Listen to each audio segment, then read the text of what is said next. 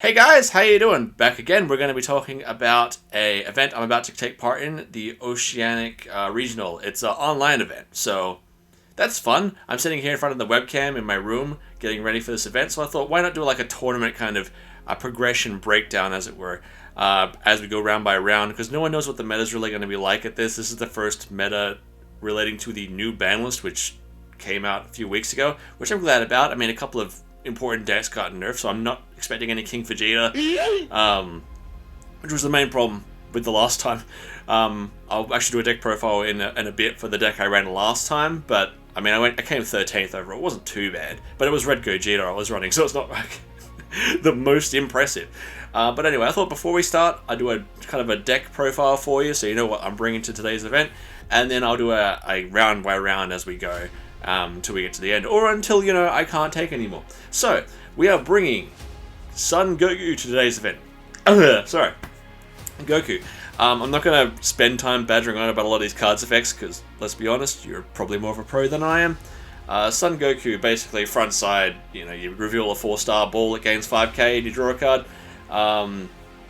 Backside, you reveal the ball, draw 2, discard 1, and it gives skillless more combo power. Easy card, easy to set up the drop area, which is why we're going for it, as opposed to, like Gogeta Black or something like that. Aside from that, we run the staple cards that you would always expect from the deck, which is the 4 Gokus and the 5 Dragon Balls. You want to be seeing one of these at the start of the game. You want one of these in your hand at all times during all points of the game. But that's what you're going for. And if you don't see it, I mean, you're not dead, but you're basically dead to rights. Moving on, we're going to look at the vanillas, which have drastically changed since the last time I played the deck. We're only running the 4 Vegetas and the 4 Gokus. Really, you just have these early game for aggro and late game for Gogeta players. Nothing else needs to be said about it. As to facilitate those aggro players, we run 4 copies of the Son Goku and Android 8 and 4 copies of the Unison. Unison, basically, early game, you're only ever using for its -1 to play out the small guys. And obviously, early game, this to play out the small guys, but also this is really relevant for comboing your vanillas, or skillless, whatever you want to call it. That's all they basically stand for. Moving on to the Gogeta cards, we've got 3 of the 8 cost, we've got 3 of the 6 cost, and 2 of the blocker. At all times, these cards are just shuffling the skillless back and forth between your warp and drop, meaning you basically always have these live.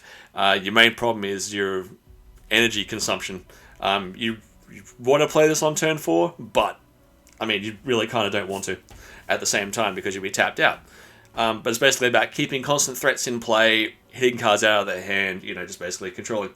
We're going to move on to the big beefy boy package of the deck. We got 2 of the Vegetas, 2 of the Bardoks, or Marseille, what do you want to see? I can't tell who it is. Oh no.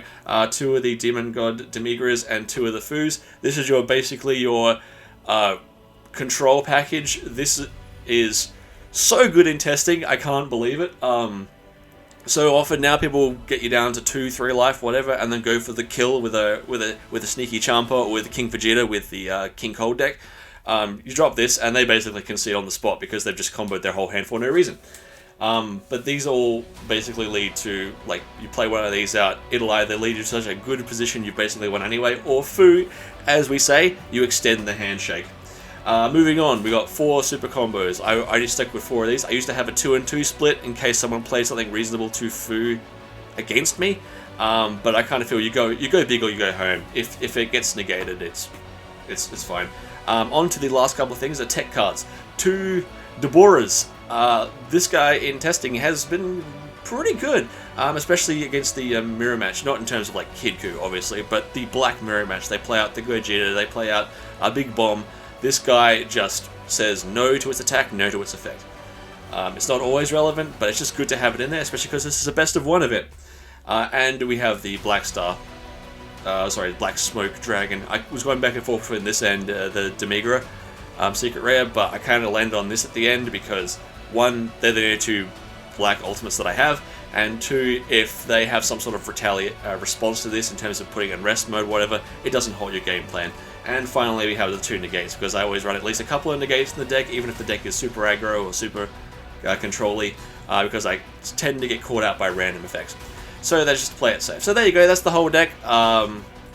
We're bringing that in playtesting. It's been working pretty well, but like I said, that can change drastically going into an event depending on what you play against. I'm worried about blue, I'm worried about control, I'm worried about someone actually out-aggroing me, and I'm kind of worried about the mirror. Not in terms of the big guys they play, but in terms of the small guys they play. I'm worried about that kind of matchup. But who knows at this point? I haven't played against anything competitively since the Banlist. So yeah, let's dive in, and I'll be back after the first round. Alright, game 1 is done against a very cool Asian of Destruction deck. It was a lot of fun. I love this one. This was really good. Basically, it all came down to me playing out the Super Saiyan 4 Gogeta, ripping 2 cards off field and 2 cards out of hand. That's what did it. Also, kinda luck sacked at the end when he strung for the double strike, and I, off the previous single strike, I top decked Super Combo. If it wasn't for that, I would have lost. so real close, but massively fun game. I hope I get more games like that. It's all about humanity. Alright, game 2 against Black Gogeta. How can I summarize this? Yeah, got my absolute face caved in, did not see a ball all game, even after drawing like half my deck. And yeah, I had the Masked Saiyan in hand, hopefully if he went for a double strike to make it down to 1, but he had like 6 or 7 swings on 2 energy. Oh, I don't know how I was supposed to get through that. Like I said, the aggro mirror match is going to be the problem. But other than that, fantastic player, fantastic game. Man, not seeing super combos or balls really doesn't help. It doesn't help at all, but what can you do about it? Round 3 against Blue-Yellow Sun Gohan control. Absolutely a miserable experience, just sitting there just watching everything get counted. Cool. Not saying miserable because, you know, the guy was great. The guy was fine. It was a good game. It was fine, but it just drains your soul. Ow, my pain.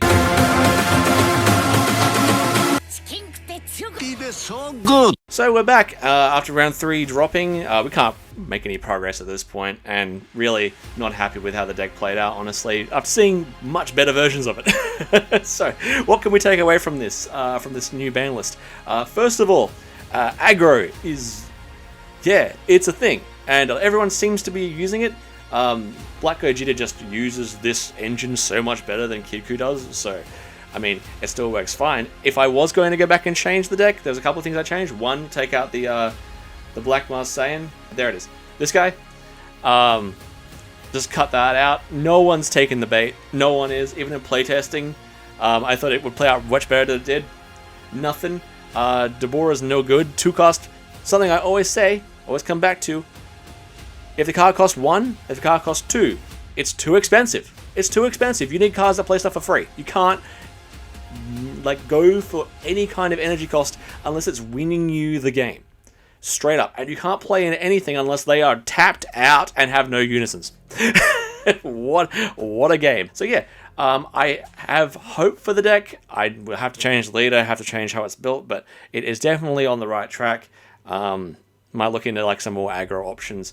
But black's still a good color.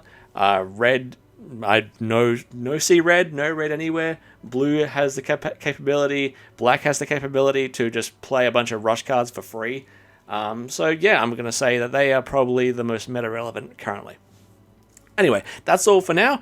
I've put up the deck profile again on the screen here, so if you want to have a look at it. I also put up a deck profile of like maybe what I would turn it into afterwards if I can be bothered to do so, but there it is. I was bothered to do so. Anyway, overall, alright event, but I mean, you can only stay inside in a little room for so long with it before losing your mind. I'll see you all later. Bye-bye.